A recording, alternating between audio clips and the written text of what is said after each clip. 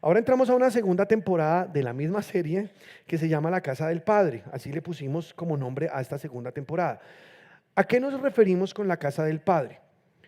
Vamos a concentrarnos en lo que va a ocurrir en la Casa del Padre. La iglesia es raptada, hace 8 días arrancamos, ¿cierto? Nos vamos de la tierra, Jesús nos lleva a la casa de papá. Jesús dijo: en la casa de mi Padre muchas moradas hay, me voy a prepararles casa. Si así no fuese, yo no les diría nada, pero yo quiero que donde yo esté, también estén ustedes. Entonces me voy a prepararles casa. Luego volveré, os tomaré a mí mismo y ya, me los llevaré. Entonces, ese fue el anuncio de Jesús antes de su partida y es lo que estamos esperando en este momento, la iglesia, porque el mundo no está esperando nada, el mundo no entiende los tiempos, el mundo no sabe porque no lee la Biblia, pero como la Biblia nos describe la historia de los tiempos, nos enseña lo que va a pasar, nada nos toma por sorpresa, por el contrario estamos apercibidos, muy pendientes de que cada cosita que se va cumpliendo es una ficha más en este gran rompecabezas que Dios dijo que se armaría y que podríamos ver delante de nuestros ojos. Además nos damos como muy bienaventurados de ser parte de esa última generación que pisará la tierra como una iglesia de Cristo que no verá la muerte. Aleluya. ¿Es una bendición o no? Entonces creemos eso, que nos vamos con Cristo y que somos esa generación que nunca morirá. Esa generación que no regresará al polvo de la tierra con sus cuerpos, sino que será levantada en cuerpo de esta tierra, siendo transformados a la vez con un cuerpo como el de Cristo en su resurrección, y estaremos en el cielo.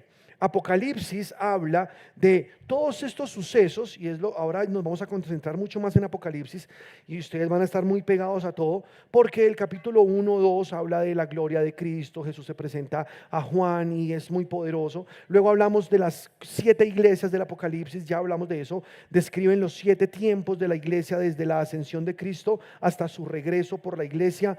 Ahí están los 7 tiempos. La iglesia de Filadelfia, la iglesia de la Odisea son las que se conservan hasta el fin y nosotros creemos ser parte de la iglesia de Filadelfia, la que tiene la puerta abierta, que es el arrebatamiento, la que cuando Dios diga, listo, nos fuimos, pues nos fuimos, ¿listo? Ya estamos listos para irnos y muy felices de poder irnos, ¿sí o no?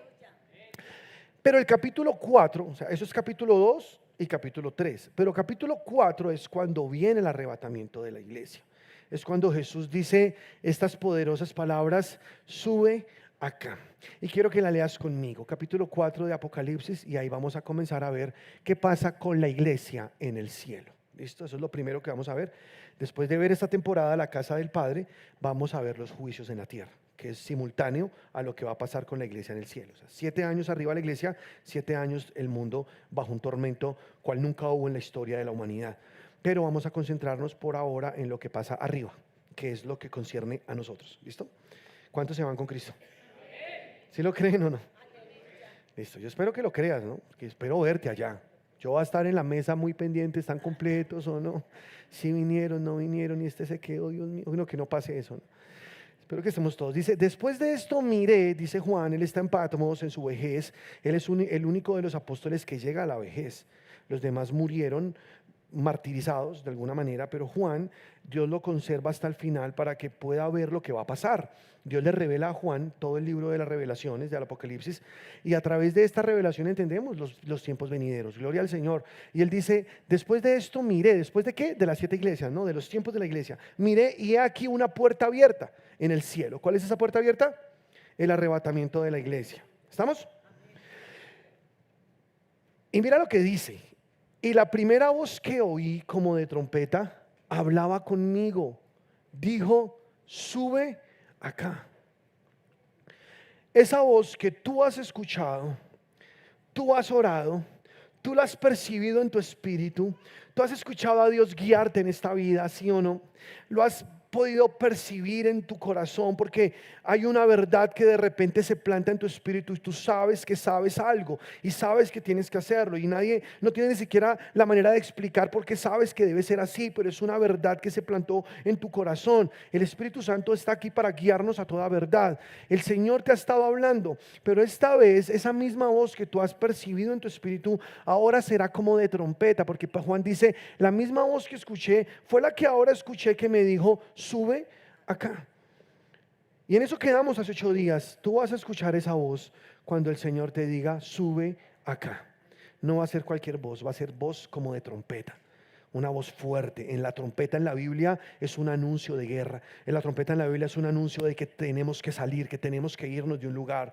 Eso es la voz de trompeta. Cuando la tocaban, el pueblo tenía que levantarse porque algo estaba pasando, ¿cierto? Porque venían a atacarlos los enemigos, porque no sé, había amenazas, porque alguna cosa terrible estaba ocurriendo, o porque sencillamente era el momento de moverse, de salir de su campamento. Pues tal cual es, escucharemos la voz de Jesús que dice: sube acá, porque el rapto es como un rescate. El Señor nos rescata de la tierra antes de que vengan los juicios. Entonces nos saca, sube acá, es la voz que todos queremos escuchar. ¿Sí o no? Si alguien no la escucha es porque se quedó. Pero cuando escuchemos esa voz que diga sube acá, nos fuimos con el Señor. Y luego dice, ahora, otra cosa, perdón, como de trompeta, esa voz del Señor, pero es trompeta de Dios. Trompeta de Dios, no trompeta de ángel. No lo confundas, porque aquí hay un error doctrinal de las personas que lo interpretan de esta manera y dicen que esa trompeta tiene que ver con las 7 trompetas que son parte de los 21 juicios que vienen sobre la tierra, que por lo tanto el arrebatamiento de la iglesia es en la 7ª trompeta o en una de las 7 trompetas, que la iglesia se va, pero ya la iglesia ha experimentado los primeros 7 juicios en la tierra. Ya ha tenido que vivir con el anticristo y todo lo que tiene que ver con los 7 sellos, que ya los vamos a ver muy pronto, pero no.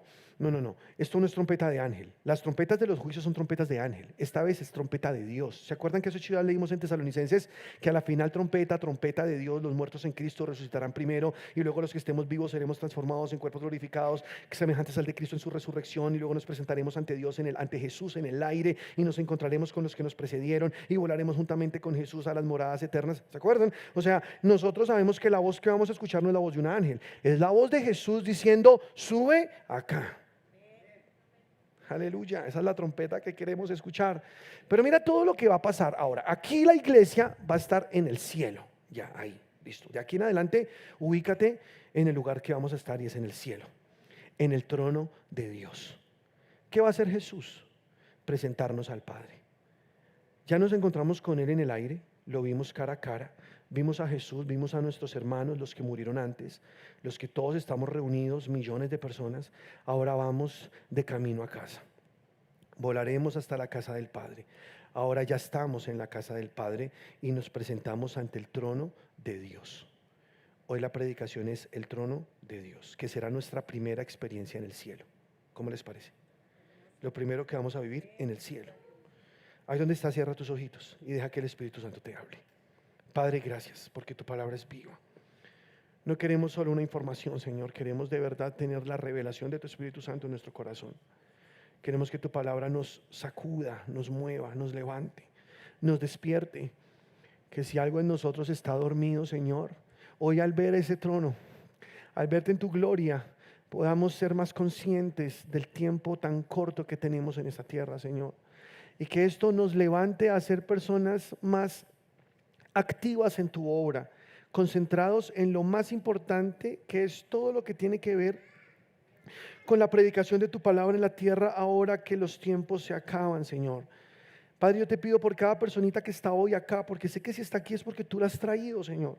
Es porque tus planes son perfectos, son eternos. Aquí no hay casualidades, aquí hay planes eternos. Y tú, Señor, nos pusiste esta cita porque tú nos estás contando que hay un momento muy especial en el cual nos encontraremos contigo y debemos prepararnos para eso. Entonces yo te pido en el nombre de Jesús que cada persona en este lugar reciba esta palabra con humildad. Yo creo que todos aquí somos buena tierra, Señor, y daremos mucho fruto en el nombre poderoso de Cristo Jesús. Te alabamos, Señor. Amén y amén. El trono de Dios. Di conmigo, el trono de Dios. En este momento la cita es con papá. Aquí ya te encontraste con Jesús en las nubes. Ahora Jesús nos va a llevar a presentarnos a su papá de frente. Él va a decir: papá, mira, aquí está mi esposa con la que me voy a casar. Imagínate ese momento, qué nervios, ¿no? O sea, una mujer cuando el novio le dice: te voy a presentar a mis papás, como que, ay, qué pena. Imagínate estar ahí, o sea, frente al Padre, o sea, ahí delante de nuestro papá, y Jesús diga: ella es con quien yo me voy a casar, y estamos todos reunidos ante nuestro Señor. La primera voz que oí como de trompeta hablaba conmigo, dijo: sube acá, yo te mostraré las cosas que sucederán después de estas. Versículo 2, y al instante yo estaba en el Espíritu. Y he aquí un trono establecido en el cielo, y en el trono uno sentado. Y el aspecto del que estaba sentado era semejante a piedra de jaspe y de cornalina. Y había alrededor del trono un arco iris semejante en aspecto a la esmeralda. No le quites el ojo a cada detalle. Son muchas cosas, no tenemos tiempo de estudiarlas una a una como quisiéramos, pero voy a darles por lo menos las principales de lo que pasa en esa cita con el Padre, ¿ok? Y sigue diciendo aquí la palabra: y alrededor del trono había 24 tronos, y vi sentados en los tronos a 24 ancianos, vestidos de ropas blancas, con coronas de oro en sus cabezas. Y del trono salían relámpagos y truenos y voces, y delante del trono ardían 7 lámparas de fuego, las cuales son los 7 espíritus de Dios. Versículo 6. Y delante del trono había como un mar de vidrio semejante al cristal, y junto al trono y alrededor del trono 4 seres vivientes llenos de ojos delante y detrás. Y el primer ser viviente era semejante a un león. El segundo era semejante a un becerro. El tercero tenía rostro como de hombre. Y el cuarto era semejante a un águila volando. 8. Y los 4 seres vivientes tenía cada uno 6 alas. Y alrededor y por dentro estaban llenos de ojos. Y no cesaban día y noche de decir: Santo, santo, santo es el Señor Dios Todopoderoso, el que era, el que es y el que ha de venir. Y siempre que aquellos seres vivientes dan gloria y honra y acción de gracias al que está sentado en el trono, al que vive por los siglos de los siglos, los 24 ancianos se postran delante del que está sentado en el trono y adoran al que vive por los siglos de los siglos, y echan sus coronas delante del trono diciendo: Señor, digno eres de recibir la gloria y la honra y el poder, porque tú creaste todas las cosas y por tu voluntad existen y fueron creadas. Amén. Esto es el capítulo 4. Y es un momento inolvidable. Y ese momento tú y yo lo vamos a vivir. ¿Sí lo crees? ¿Tú te imaginas estar ahí y ver todas estas cosas? Esta visión que Juan tuvo del trono de Dios es una visión muy similar a la que tuvo Isaías, a la que también tuvo Ezequiel. Quizá alcancemos a ver algo de esto. No quiero correr, solo quiero detenerme en las cosas que el Señor me muestre, porque de verdad es demasiada información. Pero sabes, cuando estés ahí, tú podrás ver la gloria de Dios, podrás entender cosas que quizá hoy no logramos entender. Podremos ver con nuestros ojos, pero ya esos ojos transformados en nuestro cuerpo físico, al Rey de Gloria, y se cumplirá también esa palabra que dice: seremos conocidos como fuimos conocidos.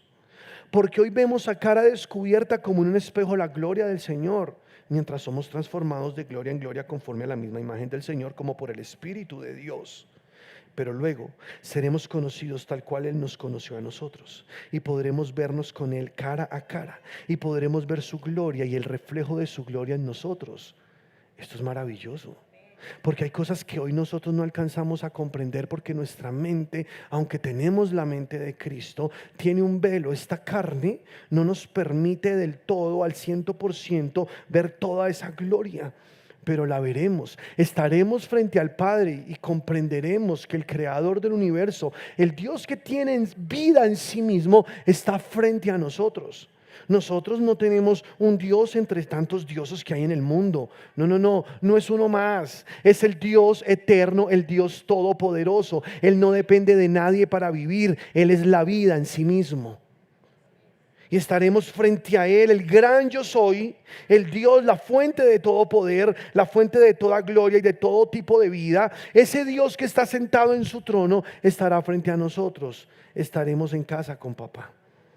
Es como Jesús diciendo: mira, papá, también otra manera de verlo: aquí están mis hermanitos, aquellos que tú adoptaste, aquellos que recogí con mi espíritu de la tierra, aquellos que aceptaron ese sacrificio, hoy están delante del trono. Aleluya. Poderoso, ¿no crees? Y hay varias cosas que podemos ver acá. Solamente me voy a concentrar en algunas. Como lo dije, en el versículo 3 dice: el aspecto del que estaba sentado era semejante a piedra de jaspe y de cornalina, y había alrededor del trono un arco iris semejante en su aspecto a la esmeralda. Entonces analiza lo que Juan vio. Dice, Jesús mismo dijo, a Dios nadie le vio jamás. El unigénito Hijo del Padre lo ha dado a conocer. Y el que me ha visto a mí, ha visto al Padre. Porque yo soy el reflejo del Padre. Yo vine a dar a conocer al Padre. Él y yo somos uno. O sea que la manera de ver a Dios es a través de la persona de Jesús. Ningún ser humano ha podido ver a Dios. Cuando Moisés le pidió a Dios que se dejara ver por él, que le dejara ver su gloria, Dios le dijo, ninguno que me haya visto puede vivir, nadie puede verme y vivir. Él es Dios. Y dice la palabra, Dios es espíritu en Juan capítulo 4. Y los que le adoran en espíritu y en verdad, es necesario que le adoren. Por eso darle una forma humana a Dios es una tarea vana, porque no funciona así. Dios es Dios. Él es la esencia del universo. Él es el que sostiene todas las cosas con la palabra de su poder. Él es el que sostiene el mundo, el que no lo deja caer. Él es el que hizo todo lo que existe. Por eso tú no puedes simplemente personificarlo. Juan lo describe como una piedra de jaspe y de cornalina y con un arco iris como la esmeralda que lo cubre. Esas son sus palabras para describir a Dios Padre. Entonces yo no puedo decir Dios tiene los ojos azules o así, o tiene el pelo largo, o tiene una barba larga, blanca. De pronto mucha gente ha tratado de explicar o demostrar a Dios de una manera imaginaria, pero más que eso, Dios no puede ser limitado a eso. Dios es Dios, Dios es eterno. Que Jesús nos mostró en una figura humana, a través de un cuerpo humano, la gloria del Padre, sí. Y por eso a Jesús sí lo podemos entender un poco más, porque Él fue como nosotros. Él se puso la ropa nuestra, se vistió de carne, de hueso, y Él estuvo habitando entre los hombres. Y dice Juan en el capítulo 1, vimos su gloria como la del unigénito del Padre, lleno de gracia y de verdad. Pero al Padre nadie le vio jamás. El unigénito Hijo de Dios lo ha dado a conocer. En el capítulo 4 que estamos leyendo, estamos hablando del Padre sentado en su trono de gloria. En su trono de gloria, que lo que Juan puede ver es simplemente un destello de gloria que cubre todo el lugar. Sí, el Cordero de Dios, Jesucristo, está ahí compartiendo su gloria, y parte de la adoración es para el Cordero de Dios. En el capítulo 5 sí se enfatiza más en la gloria al Hijo de Dios, a Jesucristo. Pero en este capítulo 4 es nuestra unión con el Padre. Es cuando Jesús nos presenta a papá y nos dice, miren, los traje para que conozcan. Papá, quiero que conozcas mi novia con la que yo me caso. Y ese momento será algo muy sublime, y tendremos por ese momento la conexión allí en estos 7 años de fiesta con el Padre. Hoy tú y yo como iglesia en esta tierra tenemos el Espíritu Santo. Jesús está en el trono con Dios, a la diestra del Padre. Eso que tú experimentas cada vez que oras, cada vez que puedes percibir su presencia, que no es un cuento, yo creo que tú ya lo has vivido y sabes que es real, que Él está aquí, es el Espíritu de Dios. Cuando venga Jesús a reinar sobre la tierra con nosotros, estaremos con Él, con Jesús y con su Espíritu Santo en esta tierra. Pero cuando vengan esos cielos nuevos, tierra nueva, cuando vivamos ya para siempre en la Nueva Jerusalén, dice la palabra que Dios establecerá su trono entre nosotros, y que Dios vivirá entre nosotros, y que en la Nueva Jerusalén no se necesitará sol, porque Dios irradiará con su gloria la Nueva Jerusalén, y que Él establecerá su trono con los hombres. O sea que ya para estar en la plenitud de nuestra vida como hemos soñado, es cuando ya estemos en la Nueva Jerusalén viviendo con el Padre, porque allí estará Dios en su máxima expresión, en su Santísima Trinidad, Dios Padre, Dios Hijo y Dios Espíritu Santo. O sea que lo que viene es bueno, ¿no? Tú apenas estás vislumbrando un poquito de lo que es su gloria. Y eso no es suficiente para amarlo, para enamorarnos de Él, para vivir con Él. Imagínate cómo será cuando tú estés viviendo plenamente Padre, Hijo y Espíritu Santo, y tú unido a esa Santísima Trinidad, un solo Dios manifestado en 3 personas, unido para siempre, donde nunca nadie te podrá separar. Esta cita con el Padre creo que es una cita hermosa. ¿Cuántos quieren ir a esa cita? ¿Te gustaría? Pero eso que dice aquí la palabra de Dios, Por ejemplo, cuando habla el que está sentado en el trono, habla y lo describe como ese Dios lleno de gloria, de poder, que está por encima de todo, que no hay nada que pueda sobreponerse a Él. Es deslumbrante, no se puede describir con términos humanos, es incomprensible y sublime, pero es Él, pero es Dios, es nuestro Dios eterno. Eso de la piedra de jaspe que dice Juan es como piedra de jaspe. El jaspe en este contexto probablemente era una piedra transparente, cristalina, como un diamante. Ese es el jaspe. Entonces, ¿qué nos dice? Nos está hablando de la gloria, de la santidad y de la pureza divina, que no tiene mancha, que es limpio, perfectamente limpio, y que solo destella gloria, poder, majestad. Ese es nuestro Dios. Si es como un diamante, esa piedra de jaspe, que es quizá lo más parecido para que tú puedas por lo menos hacerte una imagen de lo que es. Si tú analizas un diamante que tiene muchas caras, tú lo giras y tú verás una luz que arroja diferente en cada cara. Refleja algo diferente. Es ese Dios multiforme, es ese Dios grandioso, poderoso, que nos muestra que su gloria es eterna, que su fulgor, su grandeza, no hay nada que se compare a Él. Pero también, aparte de hablar de su santidad, de su pureza divina, de su gloria, habla de la cornalina.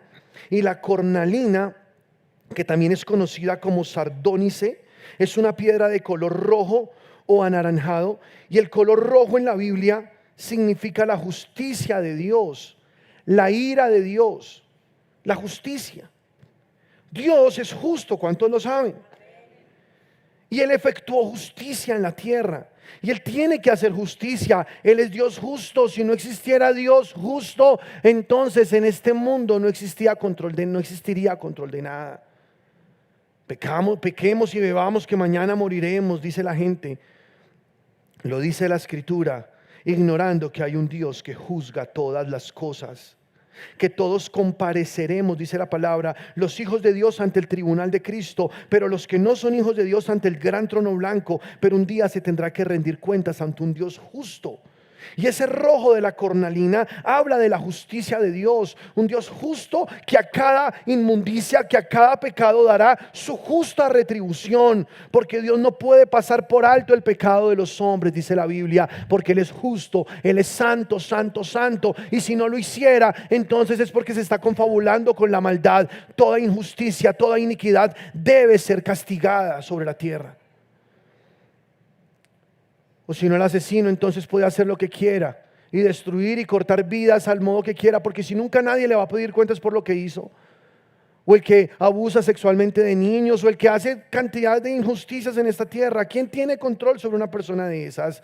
Yo quiero recordarte que hay un Dios que ve desde arriba, y hay un Dios que está en su trono, que juzgará todas las cosas y que no dará por inocente al culpable, dice la palabra del Señor. Pero es que el color rojo tiene que ver con la justicia de Dios, que cuando tú lo miras en las dos expresiones habla de la sangre derramada de Jesús. ¿Por qué? Porque la justicia de Dios se manifestó a través de la persona de Cristo. Jesús en esa cruz recibió todo el peso de la justicia de Dios sobre su cuerpo. Él fue herido, Él fue maltratado, Él murió, derramó su sangre en esa cruz. Esa cruz se tiñó del color rojo, que refleja la justicia de Dios. Si tú quieres entender la justicia de Dios, tú tienes que mirar a Cristo. Porque Cristo es la máxima expresión de la justicia de Dios. El inocente se puso en el lugar de un pecador.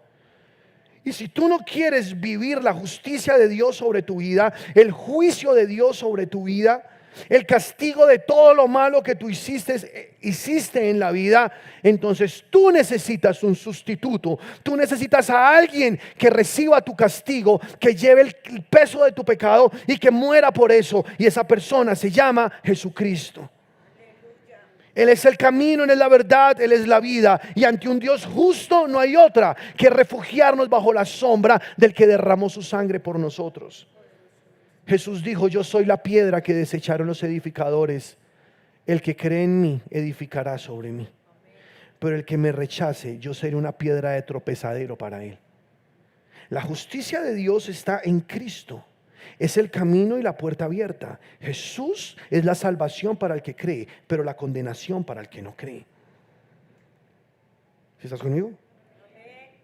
Por eso ese color rojo que irradia su presencia nos habla de la justicia, que aquel que está bajo la sangre es perdonado, no tiene que recibir los juicios y los castigos del Padre. ¿Por qué? Sencillo, Jesús ya lo recibió en su cuerpo. Él simplemente aceptó ese redentor que se puso en su lugar y recibió todo el peso de la ira de Dios sobre sí. Porque cuando en Isaías 53 dice que Jesús fue despreciado por Dios y abatido, es porque Dios en esa cruz de verdad lo despreció. Pero ¿cómo Dios Padre puede despreciar a su Hijo? ¿Cómo es posible que Dios decida abandonar a su Hijo en la cruz cuando más lo necesita? Jesús exclamó a gran voz diciendo: Dios mío, ¿por qué me has desamparado? Justo cuando estaba en sus momentos de más agonía en esa cruz. Pero si es que es ahí cuando más te necesitaba.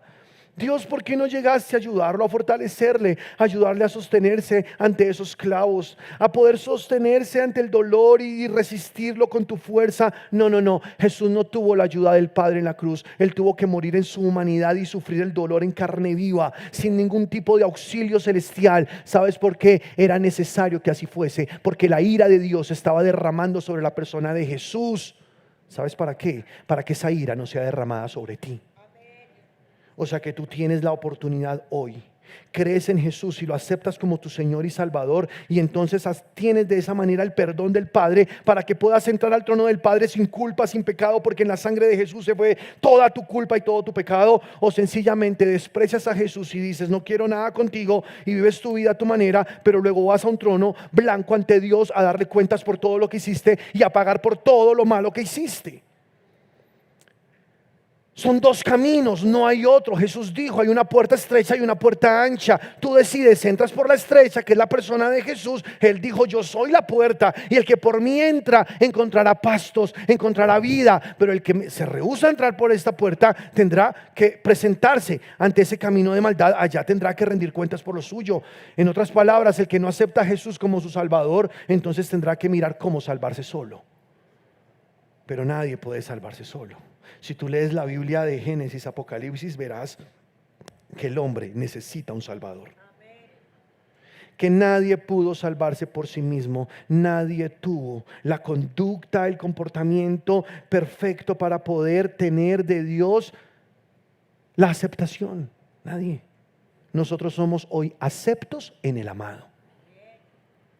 Jesucristo nos hizo aceptos ante el Padre. Romanos 5:1 dice que somos justificados por la fe y tenemos paz para con Dios por medio de nuestro Señor Jesucristo.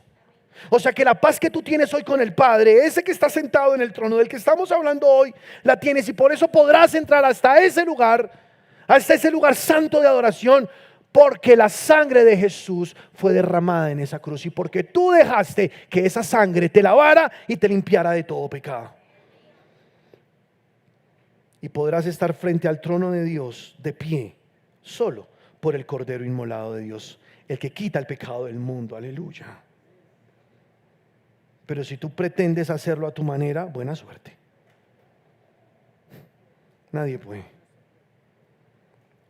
Solo hay un camino, solo hay un mediador entre Dios y los hombres, y se llama Jesucristo. No existe otra manera. Es nuestro Señor, es nuestro Salvador. Aleluya. ¿Alguien cree eso? Por eso, aquí la palabra nos describe a Jesús y nos lo muestra. Nos muestra al Padre allí en su brillo, como esa piedra de jaspe, su majestad, su gloria, su transparencia, inmaculado, ese Dios perfecto, santo, glorioso, pero también a través de ese Dios justo. Es que ahí la justicia de Dios es: eres salvo, estás con Dios, gozas todos esos beneficios, pero todos los que lo despreciaron tendrán que sufrir el horrendo juicio de Dios sobre sus vidas. Porque lo que viene para el mundo no es nada bonito, no es nada fácil. Ahorita estamos hablando de la casa del Padre, luego hablaremos en la siguiente temporada de lo que pasa en la tierra. Y nadie quiere estar en la tierra en ese momento, nadie. porque en la tierra habrá tanta calamidad, tanto dolor, tanta tristeza, tanta frustración. Mejor estar en la casa de papá. ¿Cuántos quieren ir a la casa de papá? Aleluya. Entonces hablamos de la justicia de Dios, del juicio de Dios, de esa combinación perfecta que se manifestó en Jesucristo, porque en Jesucristo se manifestó la bondad y la justicia de Dios a la vez. Dios bueno, perdonando a través de Cristo a los que quieran acercarse en fe a Él, pero a través de Cristo condenando al mundo también. Ahora, el mundo, Jesús no vino a condenar el mundo, Él vino a que el mundo sea salvo por Él, aclaro. Pero cualquiera que lo desprecie, como dicen Hebreos, ya no queda sino una horrenda expectación de juicio. Ya no hay nada más que hacer. Dios está dando la oportunidad, y la oportunidad es tan fácil. Hoy la tienes tan sencilla, tan fácil como decir: Señor, creo en ti y te acepto como mi Salvador. Ya, es por fe. Y dice la palabra, es por fe. Es por fe. Y todo es por fe. Y la fe tú tienes que ponerla hacia Cristo. Aceptar y decir: Señor, te acepto como mi Salvador. Y yo sé que aquí la mayoría ya lo hizo, pero si hay alguien que no lo ha hecho, Dios te trajo hoy para que escuches esto y hacerte responsable de esta verdad. No hay otro camino, no hay otra opción, no hay otra forma. Jesucristo es el camino, Él es la única manera de ser salvos. No hay nada más. Pero también aquí aparece en el trono de Dios un arco iris. ¿Y el arco iris qué simboliza en la Biblia? ¿Alguien que me ayude? Pacto. El arco iris es pacto. ¿Se acuerdan cuando el arca de Noé reposó? Y después de reposar ahí en aquellos montes, entonces la vegetación otra vez creció y se bajó. Noé presentó un sacrificio a Dios, ¿cierto? Y Dios mostró por primera vez en el cielo su arco. Y le dijo a Noé: ese arco es un pacto que hago hoy contigo. Siempre lo verás, siempre. Ahora, antes no se veía, tú sabes que eso es un efecto visual por la lluvia y la luz, ¿cierto? Esos rayos ultravioletas que se componen con las partículas de agua en el aire, micropartículas que forman esos colores. Eso tiene una explicación científica, pero es que antes ellos no podían ver eso, porque antes nunca había llovido sobre la tierra. El diluvio trajo las aguas que estaban en el cielo y subió las aguas que estaban debajo de la tierra e inundó toda la tierra. Y después de eso, entonces ya comenzó a caer la lluvia y comenzó un proceso de condensación diferente al que había antes, porque antes simplemente caía un rocío y ya. ¿Sí estás conmigo? Pero ese arcoíris, Dios dijo: te lo pongo ahí para que tú cada vez que lo veas te acuerdes que hago un pacto contigo. O sea que cuando vemos ese arcoíris en la gloria de Dios sentado en su trono, estamos hablando de un Dios de pactos, de un Dios que no miente, de un Dios que siempre dice la verdad, un Dios veraz, un Dios poderoso. Pero su color verde como la esmeralda habla de esperanza, habla de nuevos comienzos, habla de una nueva vida, de algo nuevo que el Señor tiene preparado para nosotros. Que una vez veamos a Dios allí en su trono, una vez estemos reunidos y luego pasemos a las bodas del Cordero y lo que ya luego veremos, ¿sabes? Nuestra vida nunca jamás será la misma. Nunca más sabremos lo que es tener un cuerpo humano. Nunca más sabremos lo que es la enfermedad. Jamás en la vida volveremos a saber lo que es la tristeza. Nunca más sabremos qué es el dolor. De ahí en adelante solo será vivir en su gloria. La gloria, seremos hechos iguales a nuestro Dios. Aleluya. ¿Alguien quiere eso? ¿De verdad queremos eso? Qué belleza, ¿no? Entonces vienen nuevas cosas, hay un nuevo comienzo. Y Dios tiene preparadas tantas cosas, dice la palabra de Dios, cosas que ojo no vio ni oído oyó, son las que Dios ha preparado para los que le aman. Pero Dios las ha revelado a nosotros por su Espíritu Santo, porque nosotros tenemos la mente de Cristo. Y podemos entender y discernir las cosas del Padre, aunque sean difíciles de entender para los hombres, aunque humanamente no tengan ni siquiera explicación y sean ilógicas, fantasiosas, hasta ridículas. Porque un hombre sin el Espíritu Santo, ¿cómo va a entender esto? Para él esto es una locura. Una persona sin el Espíritu Santo me escucha predicar hoy y dirá: este man está loco. O si se deja convencer por el Espíritu Santo, dirá: yo también quiero esto. ¿Sí o no? Aleluya. Dice Isaías capítulo 6 versículo 1: en el año que murió el rey Usías, vi yo al Señor sentado sobre un trono alto y sublime, y sus faldas llenaban el templo. Por encima de él había serafines Cada uno tenía 6 alas, como con 2 cubrían sus rostros, con 2 cubrían sus pies y con 2 volaban. Y el uno al otro daba voces diciendo: Santo, Santo, Santo Jehová de los ejércitos, toda la tierra será llena de su gloria. Y los quiciales de las puertas se estremecían con voz del que clamaba, y la casa se llenó de su humo.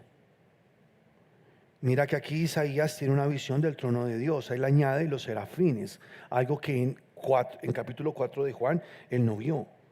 Porque lo que Juan vio fueron los querubines, que son los 4 seres vivientes. ¿Por qué sabemos que son los querubines? Porque Ezequiel lo explica en el capítulo 10. Pero no vamos a tener tiempo de ver todo. Pero sí, por lo menos quiero darte este conocimiento espiritual. Espero sea algo más que intelectual, sea espiritual, ¿sí? Que tú veas en el espíritu todas estas cosas y que esto te lleve a vislumbrar un futuro, para que puedas dejar de ver un poco todo lo que estás viviendo en el presente y comiences a ver lo que viene para ti. Pon tus ojos en eso. Ya casi, un día ya no habrá llanto, ya no tendrás que pagar el recibo de la luz, un día ya no tendrás que preocuparte por la universidad de los chinos ni por qué ropa te pones, un día tú estarás en la gloria de Dios. Mira allá, pon tus ojos allá, ese es tu futuro. Amén, aleluya. Dice la palabra de Dios en Ezequiel capítulo 1, y miré, versículo 4, y aquí venía del norte un viento tempestuoso y una gran nube con un fuego envolvente, y alrededor de él un resplandor, y en medio del fuego algo que parecía como de bronce refulgente, y en medio de ella la figura de 4 seres vivientes. Mira que Ezequiel vio también los seres vivientes. ¿Se acuerdan los que vio Juan ahora que leímos en Apocalipsis 4? Que uno era como el rostro de un hombre, el otro era como el rostro de ¿qué? De un águila, el otro de un cordero, el otro como de un hombre. ¿Se acuerdan? Eran 4 seres vivientes. Él dijo algunas características. Ezequiel nos habla un poquito más. Dice: y estaba en su apariencia, habían en ellos semejanza de hombre. Cada uno tenía 4 caras y 4 alas, y los pies de ellos eran derechos, y la planta de sus pies como planta de pie de becerro. Y centellaban a manera de bronce, muy bruñido, o sea, muy pulido, muy brillante. Dejaba debajo de sus alas, a sus 4 lados tenía manos de hombre, y sus caras y sus alas por los 4 lados con las alas se juntaban el uno al otro. No se volvían cuando andaban, sino que cada uno caminaba derecho hacia adelante, y el aspecto de sus caras era cara de hombre, cara de león al lado derecho de los 4, y cara de buey a la izquierda en los 4. Asimismo, había en los 4 cara de águila, así eran sus caras, y tenían sus alas extendidas por encima, cada uno 2, los cuales se juntaban, y las otras 2 cubrían sus cuerpos, y cada uno caminaba derecho hacia adelante, hacia donde el Espíritu les movía que anduviesen. Andaban, y cuando andaban no se volvían. Cuanto a la semejanza de los seres vivientes, su aspecto era como de carbones de fuego encendidos, como visión de achones encendidos que andaban entre los seres vivientes, y el fuego resplandecía, y el fuego salía en relámpagos, y los seres vivientes corrían y volvían a semejanza de relámpagos. Y hay tanto que decir de esto, pero pues yo creo que más bien después hacemos una predicación para solo hablar de los 4 seres vivientes, ¿les parece? Porque es que hay mucho que decir. Los 4 seres vivientes que tienen ojos por todos los lados, y ahorita digo algo más, pero solamente quiero que miren que Ezequiel y Isaías vieron el trono de Dios también. Y estamos hablando de muchos años de diferencia, muchísimos. Cuando Juan vio esto en Patmos, era un anciano ya, pero él vio una visión que concierne no a los tiempos de él, sino a los tiempos nuestros. O sea, Dios lo desplazó en el tiempo 2000 años adelante para que viera algo que estamos a punto de ver nosotros, algo que ya está a punto de ocurrir. Y también tú vas a ver ahí más adelante en Ezequiel, en el capítulo 10, cuando habla de que los seres vivientes tienen unas ruedas que giran y que están moviéndose por todo lado. Aquí dice que eran como relámpagos que aparecían, desaparecían. Y esas ruedas que hablan de Dios como el centro de la creación, que está ahí en la eternidad, que puede apuntar a cualquier lugar, puede ir al pasado, puede ir al presente, puede ir al futuro. Dios es eterno, a Él el tiempo no lo limita, Él vive por fuera del tiempo. Por eso me gustaría hacer una predicación solamente para hablar de los 4 seres vivientes, para entender cosas que son muy poderosas. ¿Sí les gustaría? Pero por ahora solo quiero mostrarles que ahí vamos a ver todas estas cosas. ¿Cómo será estar presentes ante nuestro Padre, ante Dios, y ver esos rayos, ver todo esto que pasa, esos seres vivientes moviéndose, los querubines, los serafines? Aleluya, poderoso, ¿no? No cualquiera va a tener espacio para esto. Nosotros no hemos visto algo así. Alguien ha ido a Universal en los parques de Estados Unidos y se ha metido a esas experiencias 4D que son de verdad impresionantes. Eso es un chiste. O sea, yo no sé qué más podría yo decir que es algo asombroso que hayamos visto en la vida. Porque es que cuando veamos todo esto, de verdad yo creo que vamos a quedar todos ahí derretidos ante su magnificencia. ¿Sí o no? Aleluya. No sé si ustedes quieran ir allá, yo sí quiero. Yo quiero ir a la cita con papá. Dice Salmos capítulo 103, versículo 19. Jehová estableció en los cielos su trono y su reino domina sobre todos. Dice aquí el salmista, mira tan hermoso: bendecid a Jehová vosotros sus ángeles, poderosos en fortaleza, que ejecutáis su palabra, obedeciendo a la voz de su precepto. Bendecid a Jehová vosotros todos sus ejércitos, ministros suyos, que hacéis su voluntad. Bendecid a Jehová vosotros todas sus obras, en todos los lugares de su señorío. Bendice, alma mía, a Jehová. Y el salmista también estaba teniendo una visión del trono, ángeles volando, ejércitos celestiales. O sea, esto es mucho más amplio y es mucho más poderoso. Millones de ángeles, arcángeles, serafines, querubines. Esto es una cosa tremenda. Pero llega a una conclusión. Todos alaban a Dios. Entonces, alma mía, bendice al Señor también.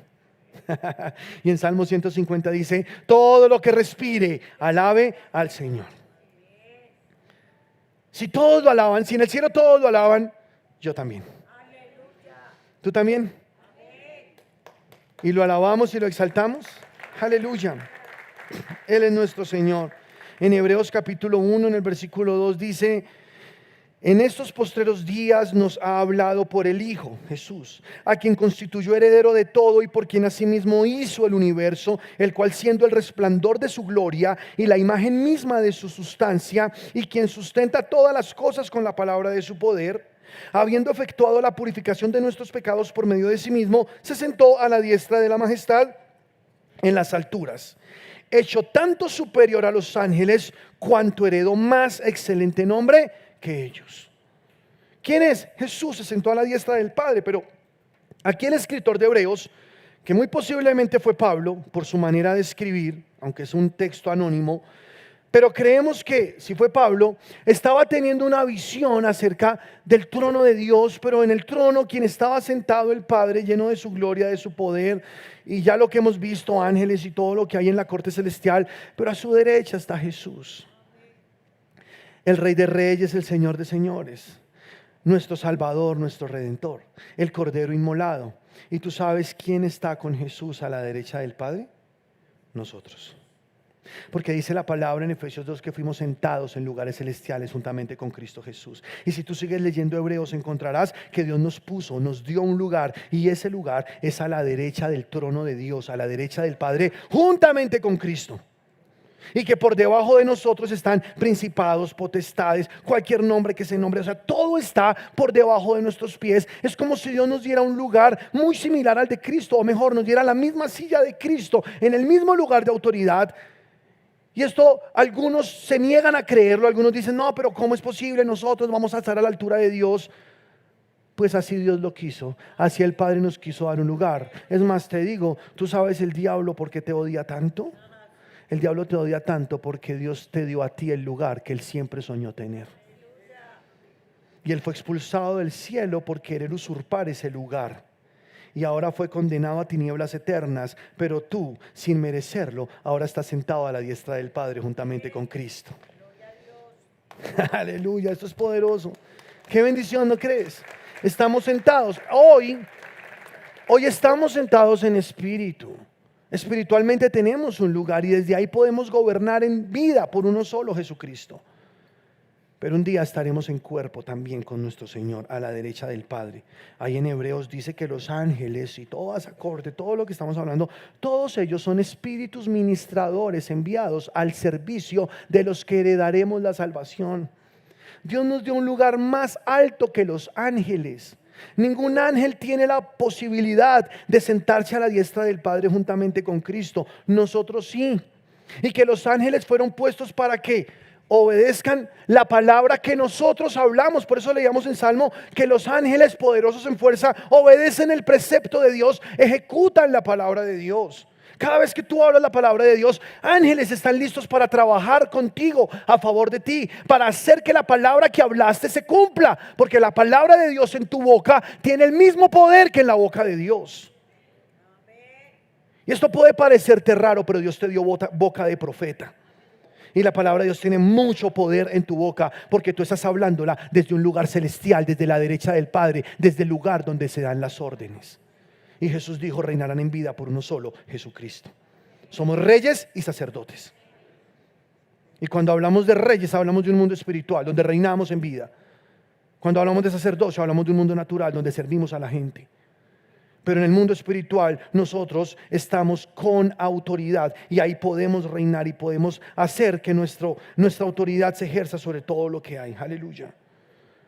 Algo más que vio Juan en el trono de Dios fue 24 ancianos, ¿se acuerdan?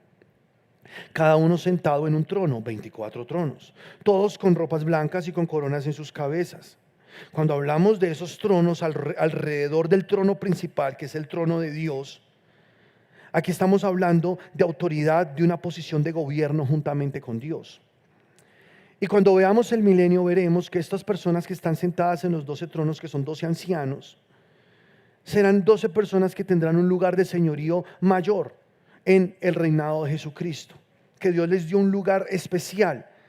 Pero dice que están vestidos de vestiduras blancas. Esto indica que han sido victoriosos y que tienen un estatus real o sacerdotal, que también tienen pureza, no hay nada impuro en ellos. Llevan coronas de oro y su función principal es adorar a Dios y liderar también esas adoraciones. Su identidad: ¿quiénes son esos 24 ancianos? Son 12 de ellos, los 12 apóstoles del Cordero, y los otros 12, los 12 patriarcas de las 12 tribus de Israel, ¿sí? Quizá después podamos ver un poco más a fondo de esto. Pero ¿cuáles son las 12 tribus de Israel? Yo creo que tú lo has estudiado: Rubén, Simeón, Leví, Judá, Dan, Neftalí, Gad, Aser, Isaacar, Zabulón, José y Benjamín. Aunque eso se modificó. ¿Por qué se modificó? Porque José tuvo 2 hijos, ¿se acuerdan?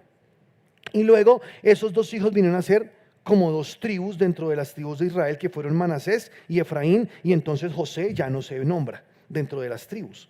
Cuando ellos ingresan a poseer la tierra prometida con Josué, después de 40 años de desierto con Moisés, ellos van a tomar posesión de la tierra, y los nombres de los 12 patriarcas ya no son los mismos. O sea, varía un poquito. Ahora aparece Rubén, Simeón, Judá, Dan, Neftalí, Gad, Aser, Isaacar, Zabulón, Benjamín, Manasés y Efraín, que son los 2 hijos de José. Pero no aparece Leví. ¿Por qué? Porque a Leví no le asignaron tierras, porque eran los que cumplían el sacerdocio. Entonces muchos teólogos coinciden en esto, en que los 12 que van a estar sentados son la lista última que les acabo de decir, con Manasés y con Efraín, los hijos de José. Pero igual no podemos tampoco asegurarlo. Cuando estemos allá vamos a mirar si eran o no eran. Pero lo que sí sabemos es que 12 tronos eran ellos 2 que son los patriarcas, los padres de la gran nación de Israel, estos 12 hijos de Israel, quien antes se llamaba Jacob porque Dios le cambió el nombre, hijo de Isaac, hijo de Abraham, a quien Dios le hizo la promesa de que de los confines de la tierra él tendría descendencia. ¿Estamos o no?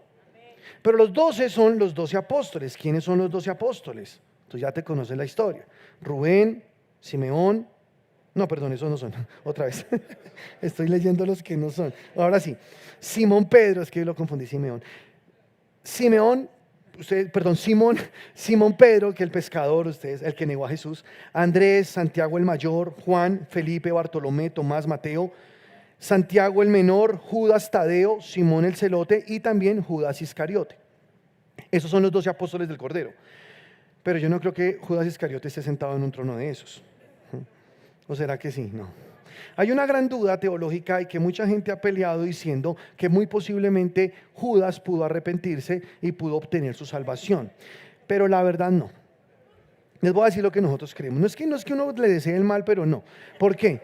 Porque Jesús dijo cuando estaba en la última cena: uno de ustedes me va a entregar.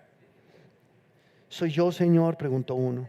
¿Soy yo, Señor?, preguntó el otro. Y así. Pero luego Judas dijo: ¿seré yo, maestro? ¿Se acuerdan? Y el único que no le dijo Señor fue Judas, porque para él no era su Señor. Le dijo Maestro. ¿Sí notaste esa diferencia? El que moja el pan conmigo acá en el plato, ese es el que me va a entregar, dijo Jesús.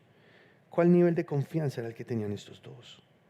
Jesús sabía que él era su traidor, el que lo iba a entregar. Aún así él podía meter el pan en el chocolate, bueno, en el plato. Pero Jesús toma el pan, lo humedece y se lo entrega. Al que yo le entregué, esto es el que me va a condenar, el que me va a entregar. Mejor no digo porque me meto en un tema que es muy largo. Pero le entrega el pan, mojado. ¿Sí? Se lo pasa y dice que cuando Jesús se lo entregó, el diablo entró en él. Y dice la palabra que es mejor le fuera a este hombre nunca haber nacido. Y esa expresión de Jesús es seria. Por eso, la verdad, no creo que Judas haya sido salvo. Para que Jesús diga, era mejor que no hubiera nacido. Si cuando hablamos de Juan el Bautista dijimos que el más pequeño en el reino de Dios es más grande que Juan en el cielo. O sea, aún el que se convirtió y entró de barriga al cielo, que no alcanzó a hacer nada, sino solo por pura gracia entró. Aún ese es más grande que Juan. Es bienaventurado, es bendecido. Jesús no hubiera dicho, mejor no le hubieras que hubiese nacido. ¿Sí? Entonces, Judas no está en el cielo. Judas está en el infierno. Qué triste. Entonces, ¿a quién vamos a ver en ese otro trono? Hay dos hipótesis. Cuando muere ahorcado Judas, echan suertes y dicen, alguien tiene que reemplazarlo. Y las suertes caen ¿sobre quién? Sobre Matías. Pero Matías no aparece nunca más en la Biblia.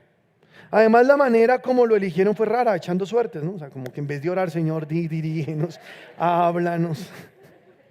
Sí, como que ahora sí, ¿quién fue? Diga un número.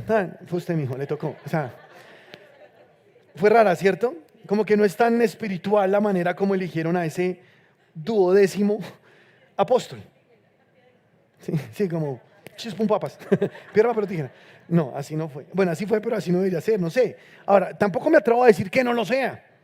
Pero pues muchos apuntan a que es Pablo el que está sentado en ese trono. ¿Por qué? Porque Pablo dice que como el último de todos los apóstoles fue él, pero como un abortivo. Porque él no andó con Jesús en la tierra. Él conoció a Jesús, sí, pero cuando se le apareció un día que iba hacia Damasco a llevar cristianos a la cárcel, ¿no? Entonces se le presentó Jesús, yo soy Jesús a quien tú persigues, dura cosas, te es dar cosas contra el aguijón. Entonces tiene una controversia, él queda ciego y luego recobra la vista porque un hermano viene, ora por él. Bueno, yo sé que tú has leído la historia, pero entonces tampoco podemos asegurar si es Pedro o si es Matías. Mejor dicho, cuando estemos allá sabemos quién fue. ¿Listo? Salimos de la duda. Y tampoco me atrevo a decir quién es. Pero si suponemos que son esos 12. Ahora, ¿qué hacen esos 12? Indudablemente tienen un lugar de autoridad y tienen una corona y están vestidos de vestiduras blancas, pero ellos, dice la palabra al finalizar el texto del capítulo 4 de Apocalipsis, que arrojan sus coronas delante de Dios. Y se postran ante Él y solamente dicen algo: Santo, Santo, Santo.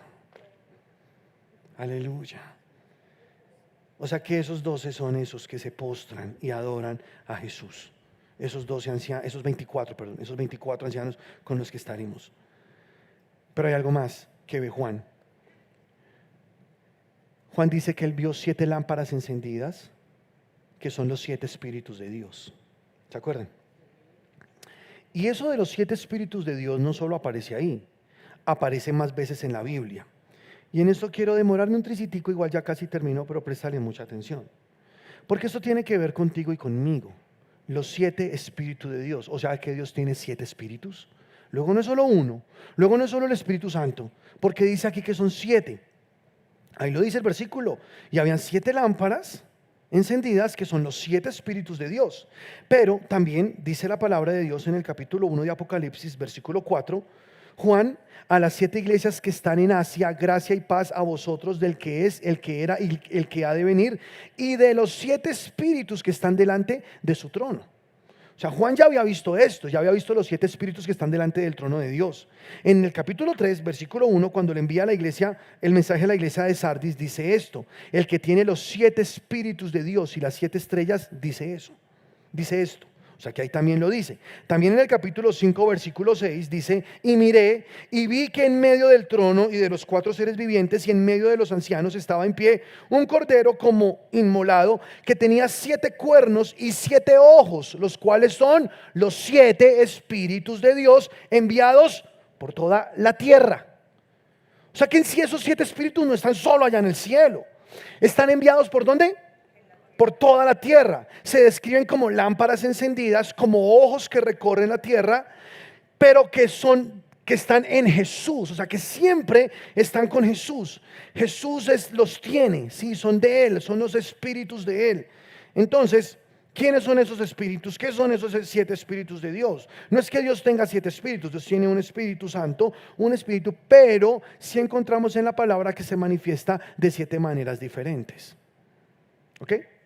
Isaías capítulo 11, versículo 2, dice la palabra así, hablando de Jesús, ¿no? Que este es un capítulo mesiánico, está dando la profecía del vástago de Isaí, que van a ser el renuevo, que Jesucristo, que reinará con vara, que regirá las naciones con vara de hierro. O sea, está hablando de Jesús y está diciendo, y reposará sobre él el espíritu de Jehová. Si tú vas al tabernáculo, encontrarás en el lugar santo un candelero de oro, que es una de las piezas o de los muebles del tabernáculo. Y ese candelero de oro simboliza los 7 espíritus de Dios, o mejor, el Espíritu Santo en sus 7 manifestaciones. ¿Cómo se manifiesta el Espíritu de Dios? Tú sabes de cuál candelero te estoy hablando, ¿cierto? El que es aquí uno derecho y tiene unas copitas así, que en sí son 7 candeleros y que estaba siempre en el lugar santo. Entonces el Espíritu de Dios, el centro. El Espíritu de Dios es el que te dio a ti la salvación, el nuevo nacimiento, el que te hizo una nueva persona en Cristo, pero se comienza a manifestar de otras 6 maneras. ¿Cuáles son? Míralo de esta manera, no pierdas de vista mi mano. Aquí está el Espíritu Santo, Espíritu de Jehová, Espíritu de sabiduría, Espíritu de inteligencia, Espíritu de consejo, Espíritu de poder, Espíritu de conocimiento y Espíritu de temor de Jehová. ¿Estás conmigo? Pero lo mejor de todo esto es que es el Espíritu de Dios que recorre la tierra, los ojos de Jehová a través de ese Espíritu que recorre la tierra. Jesús dijo estas palabras cuando volvió a Nazaret y estuvo ahí sentado con su gente en la sinagoga en la cual entró y abrió un rollo de Isaías y leyó exactamente las palabras de Jesús. Lucas 4:18, no lo tengo en el bosquejo, pero leámoslo por favor. Creo que está acá. Sí, él leyó esto, ¿no? Jesús. El Espíritu del Señor está sobre mí, por cuanto me ha ungido para dar buenas nuevas a los pobres, me ha enviado a sanar a los quebrantados de corazón, a pregonar libertad a los cautivos y vista a los ciegos, a poner en libertad a los oprimidos, y dice el versículo 19, a predicar el año agradable del Señor. Y luego dice el versículo 20, y enrollando el libro, lo dio al ministro y se sentó, y los ojos de todos en la sinagoga estaban fijos en él. Y dijo, pásamelo. Y todos daban buen testimonio de él y estaban maravillados de las palabras de gracia. Ahora sí. Y comenzó a decirles, ¿qué les dijo? Hoy se ha cumplido esta escritura delante de vosotros. ¿Qué está diciendo Jesús? Yo soy ese de quien habló Isaías. Yo soy ese sobre quien estará reposado el Espíritu de Jehová, para hacer todo lo que dice ahí, dar libertad a los cautivos, sacar a los que están en la cárcel, hacer lo que hizo con nosotros, ¿no? Nos sacó de la pudredumbre de este mundo y nos dio vida nueva, aleluya. ¿Cómo lo hizo? Con el Espíritu Santo de Dios. Ese texto que nosotros leemos, que es maravilloso, es poderoso, lo podemos leer en Isaías capítulo 61 en el versículo 1. Ahora, leámoslo por favor. Dice así, Isaías, yo sé que esto no está en mis apuntes, perdonen muchachos, pero ustedes son muy pilos y muy ágiles. Y lo vamos a leer. Tenemos un grupo, miren esa belleza. ¡Pum! El Espíritu de Jehová, mírenlo, esto fue lo que leyó Jesús cuando desenrolló el rollo allá en la sinagoga. ¿Estamos? El Espíritu de Jehová, el Señor, está sobre mí, por cuanto me ungió Jehová, me envió a predicar las buenas nuevas a los abatidos, a vendar a los quebrantados de corazón, a publicar libertad a los cautivos y a los presos apertura de cárcel. Y luego dice el versículo 2, a proclamar el año de la buena voluntad de Jehová y el día. Eso no lo leyó Jesús, ¿o sí?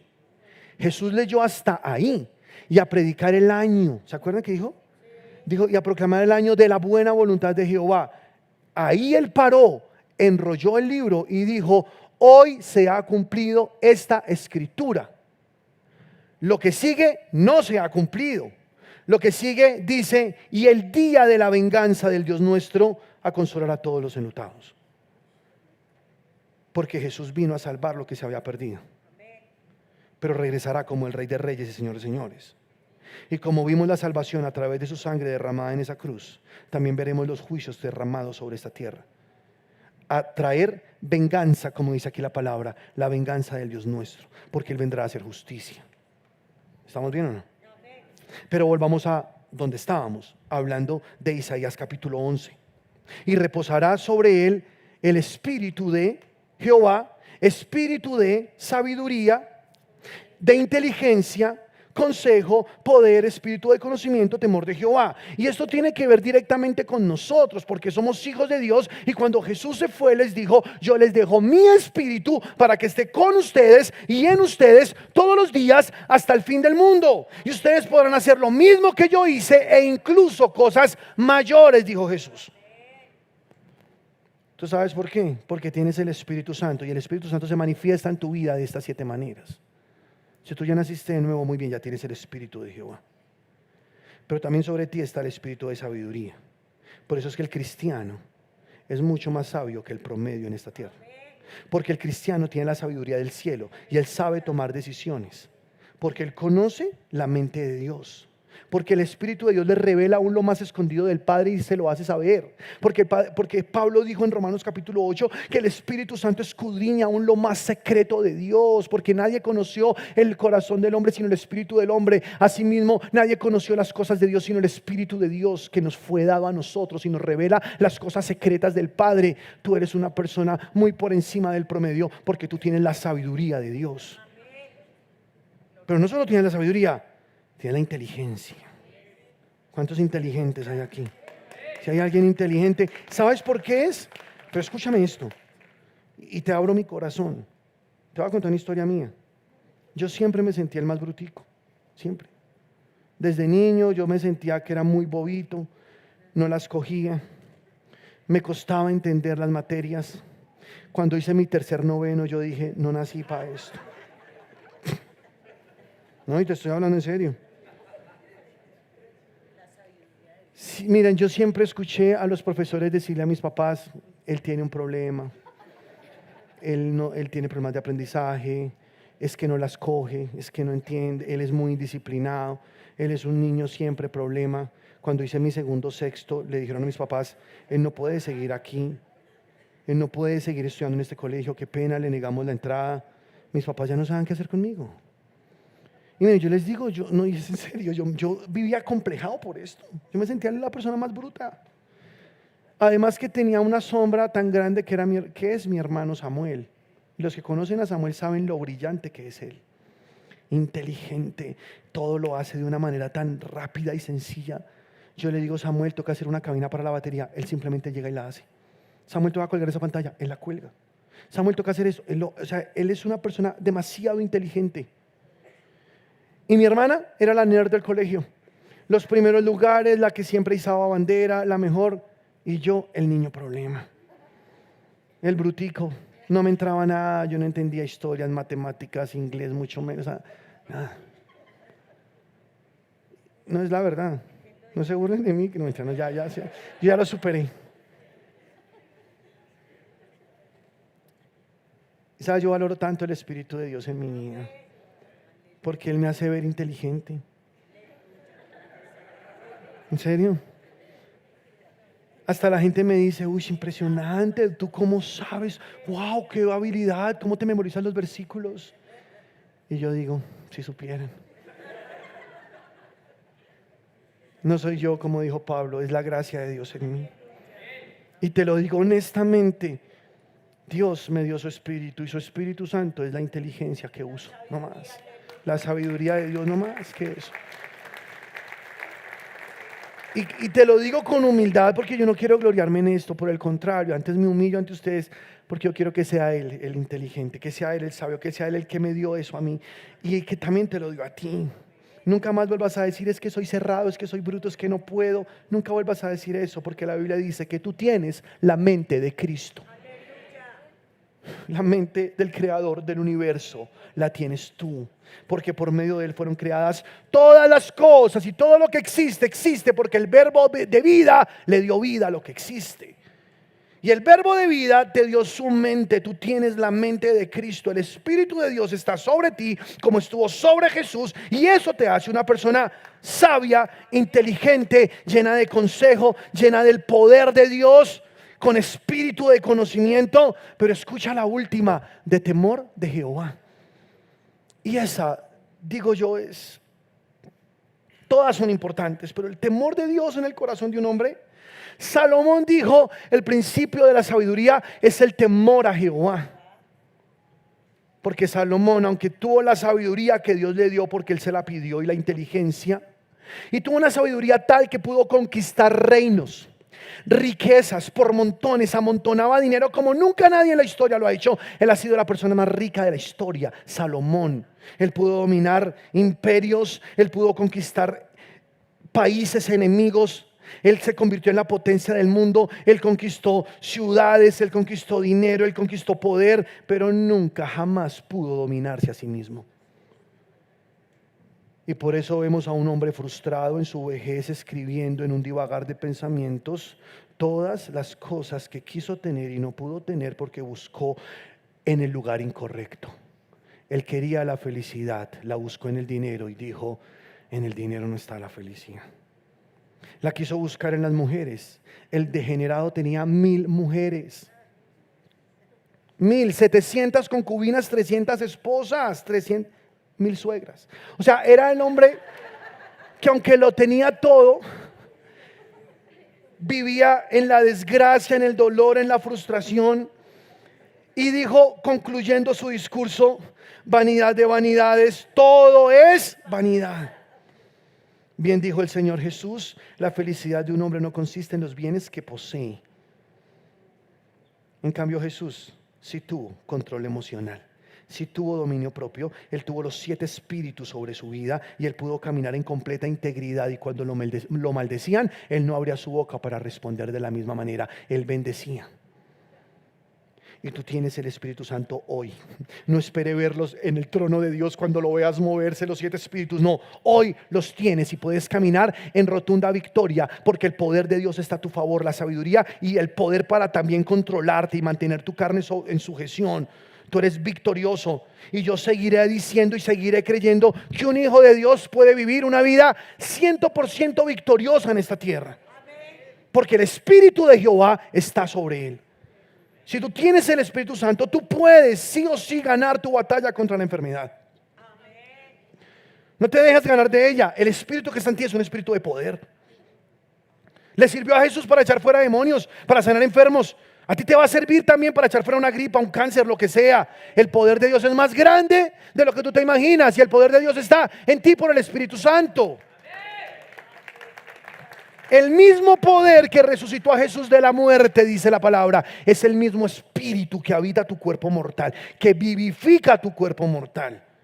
Si un cristiano quiere vivir derrotado, es porque quiere vivir derrotado, porque tiene todo para ganar. ¿Sabes qué es lo que más me gusta? El Espíritu Santo te va a recordar todas las cosas y te hará saber justamente en el momento lo que tienes que hacer. Yo recibo llamadas todo el tiempo, pastor, tengo este problema, pastor, ayúdame, pastor, me está pasando, pastor, mi hijo, pastor, mi familia, pastor, mi esposa es rebelde, pastor, esto, pastor. Yo le digo, da tu batalla de fe, levántate en victoria, tú puedes ganar, haz lo que Dios dice y ganarás. Pero pastor, ¿cómo? Muchos cristianos no tienen una vida con Dios, solo cuando van a la iglesia o cuando de vez en cuando se acuerdan o escuchan una canción por ahí cristiana y ya. Cuando viene la dificultad no saben qué hacer. Entonces quieren en un día hacer lo que no hicieron en años, en meses. Y piensan que con Dios uno improvisa. Yo sé que Dios es tan bueno y misericordioso que puede ayudar y apiadarse del que está pasando esa dificultad. Pero yo te voy a dar un consejo. Llénate del Espíritu de Dios. Para que cuando venga el día malo tú puedas estar firme. Cuando a mí el doctor me dijo, lo siento, no escuchamos los signos de tu hijo, tu esposa se le desprendió la placenta, tu hijo lleva más de 20 minutos sin oxígeno, tu hijo, nos tenemos que desembarazar a tu esposa, pero quiero que ya te hagas esta idea y es que tu hijo no va a nacer vivo. Esas fueron las palabras del doctor. Y yo no sé si alguna vez has escuchado un reporte algo así, pero es terrible. Y entonces yo salgo así, caminando como un zombie, porque es como si le pasara una aplanadora a uno por encima. Está en la sala de espera mi hija, Lucianita, y me dice: papá, Rafael va a nacer. Y yo le dije: sí, mi amor, va a nacer. Y comenzó a gritar y a saltar: sí, Rafael va a nacer, Rafael va a nacer, mi hermanito, jajaja. Ja, ja. Y en mi mente inmediatamente comenzaron a circular pensamientos de toda clase. Tú sabes cómo son las batallas en la mente. Y el pensamiento que más me llegaba era: dile a la niña que el niño está muerto. No le hagas ese mal, no la dejes emocionarse, no la dejes ilusionarse cuando ya sabes que el bebé está muerto. Pero yo aprendí algo, y es que cuando uno está en esos momentos de tensión, no debe abrir la boca. Si hay algo, y recuérdalo, nunca hables cuando estás así. Cállate, porque le podrías dar vida a algún pensamiento que el enemigo está poniendo. Si tú lo haces, si tú no lo dices, simplemente lo haces morir en tu mente. Y ya, fue un pensamiento que pasó y se fue. Pero si tú lo hablas, tú le das vida, le das vida a ese pensamiento. Y como nosotros llamamos las cosas que no son como si fuesen, para bien o para mal, aplica. Si tú quieres ver vida, tienes que hablar vida. Si quieres ver muerte, tienes que hablar muerte. Y muchos cristianos prefieren perder que dar su batalla. ¿Sabes yo qué hice? Y te lo digo también con mucha humildad, porque yo normalmente no haría algo así, pero el Espíritu Santo lo hace. Yo me giré, le di la espalda a mi hija y le dije: Espíritu Santo, ayúdame. Fue todo lo que dije. Yo sabía que tenía el Espíritu Santo. Yo no sabía exactamente qué hacer. En ese momento como que se le nubla a uno todo, como que es tanta confusión que uno queda bloqueado. Solo supe decir algo y fue: Espíritu Santo, ayúdame. Y las palabras del Espíritu Santo fueron: celebra con ella. Celebra con ella, con mi hija. Entonces yo le dije: ok. Me volví, le di las manos a mi hija y le dije: sí, Rafael va a nacer, Rafael va a nacer. Y comenzamos a dar vueltas como niños los dos en esa sala. Y nos reíamos y gritábamos: Rafael va a nacer, nuestro bebé va a nacer, el hermanito. Las enfermeras en ese mostrador nos miraban: este man se chifló, acaban de decirle que su hijo está muerto y ahora está celebrando que su hijo va a nacer, que con la niña. De verdad, todas quedaron en silencio mirándonos así. Es que para el hombre natural las cosas de Dios son locura. Pero ¿sabes quién me dijo que hiciera eso? El Espíritu Santo. El que tiene toda la sabiduría, el que tiene toda la inteligencia. Una sabiduría que está por encima de la sabiduría humana. Un hombre no percibiría estas cosas en su estado natural. Una persona normalmente no entendería que el Espíritu de Dios puede darle esa salida. Lo celebramos y tú ya conoces el final de esa historia. Y han visto ese niño precioso por ahí corriendo.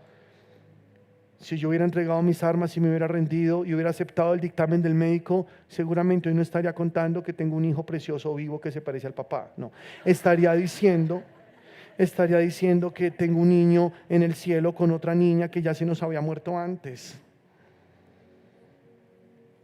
El Espíritu Santo de Dios en un cristiano es la diferencia entre la muerte y la vida. Es la diferencia entre la derrota y la victoria. Es la diferencia entre la humillación y la exaltación. Es la diferencia entre la ruina y la riqueza.